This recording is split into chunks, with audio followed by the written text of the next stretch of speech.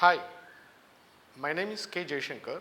I am presently the Professor and Head, Department of Criminology, Raksha Shakti University, Gujarat, Ahmedabad. Today, we will discuss about the module sexting. The prerequisites are cybercrimes, digital technology, mobile phones, and cameras. The main objectives are to understand the definition and nature of sexting, to examine the prevalence and correlates of sexting, to explore the legal issues of sexting, to examine the management of sexting. The keywords are sexting, cybersex, online, mobile phone, camera, etc. After completing this module, you will be able to understand the definition and nature of sexting. You will be able to understand the prevalence and correlates of sexting, identify the legal issues of sexting, and appreciate the management of sexting. Let's introduce sexting. The exploration of sexuality and sexual behavior by teens and young adults is a normal phenomenon.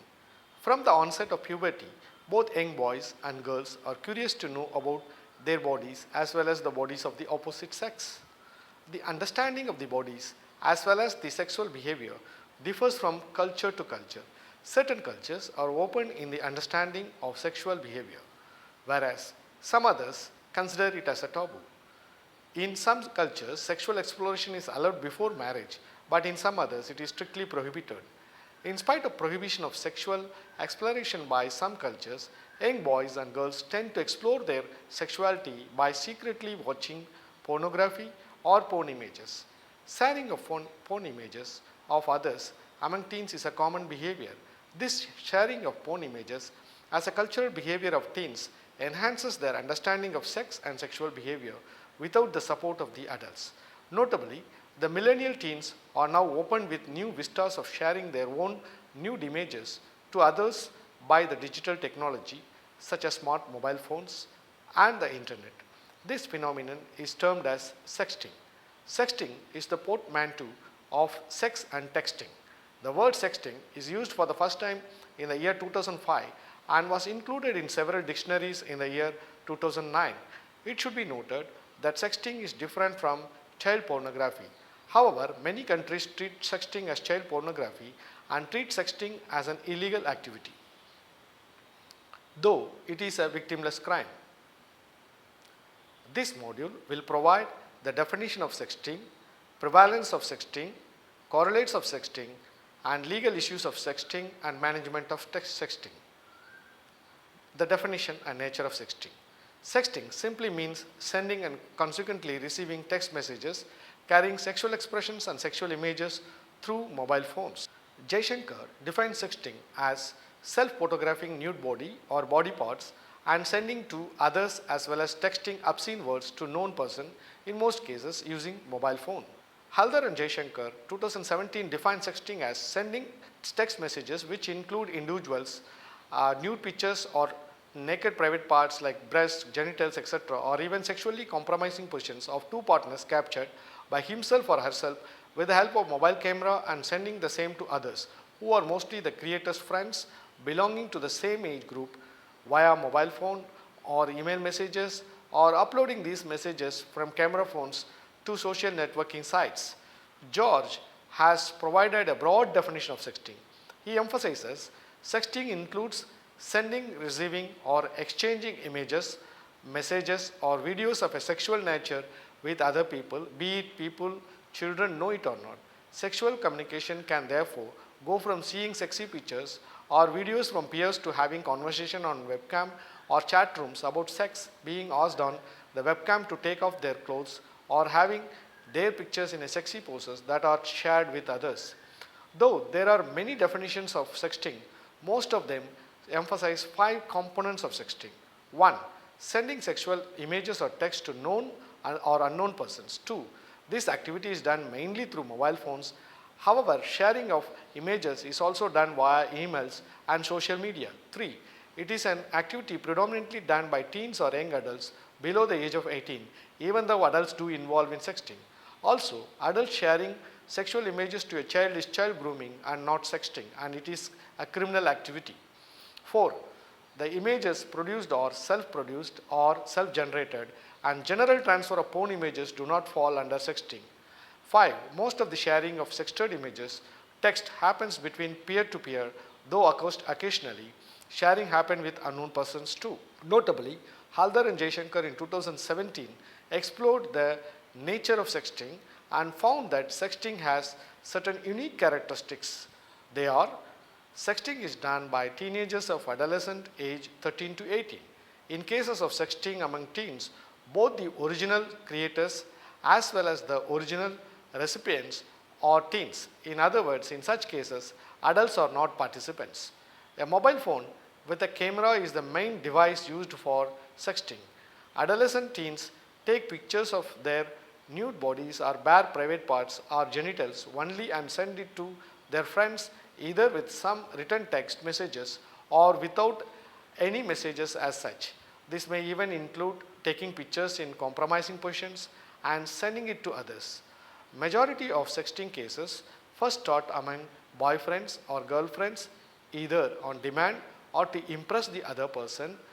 It can also be done by a teen taking picture of other friends, including himself or herself, and sending it to a large number of friends. In some cases, the self-captured or received pictures are distributed to known or even unknown individuals, either by cell phone or by email and social networking sites. It is only in this stage that any adult receiver who receives the messages in bulk accidentally becomes a participator. But the adult is never the first recipient. Such distribution can happen even to take revenge due to breaking of emotional relationship. Sexting is mainly done by and among children of the same school. However, sometimes there can be involvement of children of different schools also when they know the sender personally or through social networking sites, or even when the angry teen wants to spread the picture to a wider audience randomly. Sexting is done by teenagers who don't know that it can create legal trouble. Sexting can create terrible mental trauma on the creator as well as the recipient. It can even lead the creator to commit suicide. It can also lead some recipients to turn into instant bullies towards the creator. The prevalence and correlates of sexting. There are many studies which are done to analyze the prevalence and correlates of sexting. However, one study by Kleticki et al. Stands apart. This is a holistic study which included 31 studies and included various variables and found that sexting behavior is associated with numerous behavioral, psychological and social factors. This study found that various trends in sexting such as sexting is more prevalent amongst adults than adolescents. Older age is predictive of sexting for adolescents but not for adults, and more individuals report receiving sex rather than sending them. Also, this study highlighted some important findings. Sexting is a prevalent behavior with greatly varying definitions and measurements. Attitude towards sexting and outcomes are influenced by own sexting behavior. People who have sexted are more likely to engage in sexual risk behaviors. There have been more observations of females perceiving pressure to sext than males. Let us see the legal issues of sexting. According to Wilson, although in this context sexting is generally done between school friends, it is important to note that no matter the circumstance, it is illegal to possess, distribute or manufacture pornography involving anyone less than 18 years of age. Therefore, students who are minors themselves and are found distributing or possessing such images can be found guilty of child pornography and can face up to 10 years in prison. Sexting, having characteristics of child pornography, is being legally considered as a new form of child pornography. It can be seen that sexted messages are being misused by being distributed either through similar SMSs or through emails or social networking websites to a wider audience to harass the original sender. Almost every state in the US has penalized production, distribution, as well as private possession of child pornography, besides the existing federal laws penalizing such actions. The two important cases which paved the way for framing sexting as child pornography are Osborne versus Ohio and Ashcroft versus Free Speech Coalition. In the United States, some judicial decisions showed that accused minors of sexting cases are treated no less than sex offenders. even if they are referred for lesser felon or probation and counseling. A marked difference between traditional idea of child pornography and sexting between minors lies in the point that the production of sexting may not happen as part of child abuse or child sexual exploitation. Except in some rare cases, the creator of the sexted images himself or herself volunteered to be exposed, and the recipient is also a minor whom the creator himself or herself chooses. Most of these reported cases speak about production of self-nude pictures, naked genitals, or lawful sexual acts, which even though attract penal sanction of child pornography laws. We must remember that none of these cases speak about capturing such nude photos by others and without consent of the child in question. These are neither voyeurism nor capturing sexual images of children by adults for commercial or non-commercial purposes, but it is self-imaging by adolescents who want to impress others of his or own age group. Hence, we argue that such production and distribution cannot attract any penal action, especially when the teenagers are ignorant of the fact that these may lead to legal trouble when done by or with adults. However, it needs to be noted that in 2012, 13 states in the US had introduced bills for regulating sexting related issues. As was shown by Hinduja and Pachin in 2013, 19 states including Arizona, Arkansas, Connecticut, Florida, Georgia, Hawaii, Illinois, Louisiana, Nebraska, Nevada, New Jersey, North Dakota, New York, Pennsylvania, Rhode Island, South Dakota, Texas, Vermont, and West Virginia have laws related to sexting. While sexting has been considered as an issue of legal concern in the US, in the Asian countries, the issue still needs to be focused by law. In India, even though the term sexting has not been recognized by any law as a penal offense or even an issue to be legally concerned about, there are two specific provisions which broadly touch upon the issue. Section 67B of the IT Act 2000 amended in 2008 makes creating, publishing or transmitting material depicting children in sexually explicit act. This provision also includes grooming of the children for the purpose of creation of child pornographic materials as well as recording of one's own sexual abuse or that of others. However, while this provision was exclusively meant for regulating child pornography, as included in the Information Technology Act in 2012, a new law, the Protection of Children from Sexual Offences Act, was created to address sexual offences against children exclusively by the Government of India. In this law, Section 11 addresses using children for sexual harassment purposes, and this also includes compelling grooming, making the children show their private parts for sexual gratification through digital media. Section 13 of this law further makes it punishable to use children for pornographic purposes, and Section 15 makes it an offense to store any digital child pornographic material for any commercial purposes by any person. Even though ignorance of the law is no excuse, children who are not expected to know the consequences must be taught the basic laws first in order to be aware of the consequences of their sexual whims and fancies. Branding these teens as delinquents and pulling them to the courts or police stations may be a deterrent for other teenagers who will be afraid or trying such adventures acts in future. But the question is, can the legal sanctions which are meant for adults really help to make children understand the consequences of such typical adolescent misdeeds? Let us see the management of sexting. Maximum reported cases show that sexting is done by two or more teenagers who know each other either through school or as neighbors. However, in this age of cyber generation, soon sexting will be a favorite way of communication with virtual friends. Some reported cases do show that the creator has communicated with sexting messages to his or her virtual friends, as was the case for the Pennsylvania students, where the girls had sent semi-nude images to their friends. There are also reports that sexting messages are extracted from the cell phone by the creator herself and have been floated on social networking websites like MySpace or Facebook. The question is thus, who is responsible for teaching these high-tech adolescent children to stop misusing the digital media? We rule out the strict legal machinery at the beginning from this list. Adolescents do have a right to explore their own sexuality as well as to learn and know about opposite sex physiology. Indeed, sexting is not the best way to learn, but at the same time, strong legal punishment may lead to a multitude of problems. The children who are involved in it may never understand the legal implication burden upon them. Many states in the US have developed anti-sexting laws which give a picture that sexting is indistinguishably a form of child pornography. But as we have already argued that sexting cannot be synonymous with child pornography, the success rate of these laws in preventing sexting remains doubtful. The Skumanic case in 2010 is an eye-opener in this regard.